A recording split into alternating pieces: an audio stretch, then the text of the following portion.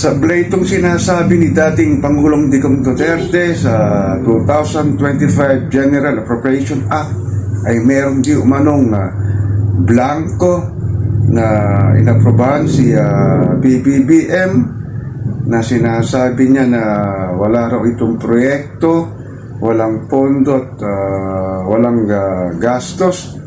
Sinopla siya ni PBBM, sinabing sinungaling ka, Digong, hindi naman mapapasa itong General Appropriation Act na walang sinasabing proyekto, magkano gagastusin at saan gagawin itong proyekto na ito. Ito talagang si Tatay Digong nagpapakalat ng fake news para lang siraan ang administrasyong ito.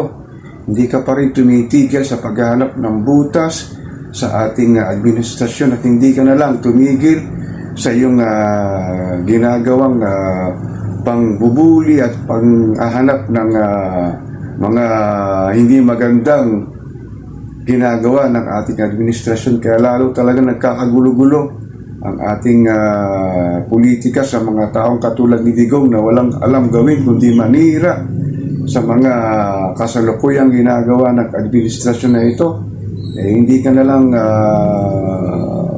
huminto dyan sa mga pinagagawa mo at maninira ka pa ng mga sinasabi mo wala naman sa katotohanan at mukhang nilalaglag ka na yung mga kaalyado at nakuryente sa ibinigay sa informasyon na hindi nga naman maaring ipasa itong General Appropriation Act na walang sinasabing proyekto at blanco. Kanino mo ba talaga nakuha ito, Digong? Kundi lang sa iyong kaalyado na sinasabing nagpipid sa'yo ng fake news. Nakakalungkot naman, dito sa ating mahal na inang bayan talaga itong mga klase ng politiko na ito na hindi na lang tumulong sa ating bansa. Ngunit wala talang gagawin kundi paninira na lamang sa hirap ng buhay ngayon, sa taas ng presyo ng bilihin, walang humpay na pagtaas ng presyo ng crudo gasolina, serbisyong publiko. Ito namang si Digong Duterte talaga talagang naghahanap pa rin ng butas na masasabi sa ating mahinay ng bayan para itong administrasyon na ito ay lalong masira sa kanilang ginagawa para mapaunlad ang ating mahinay ng bayan. Pero ang katulad ni Tatay Digong talaga na wala talagang ginagawa kundi talaga manira at magsabi ng putik sa kasuluyang administrasyon talagang wala ka nang alam gawin kundi talaga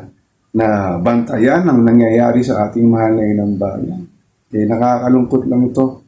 Ito ba ang klase ng isang tumatakbong mayor sa Davao na iboboto ng mga taga Davao City sa ganitong pag-uugalit? Walang ginagawang maganda.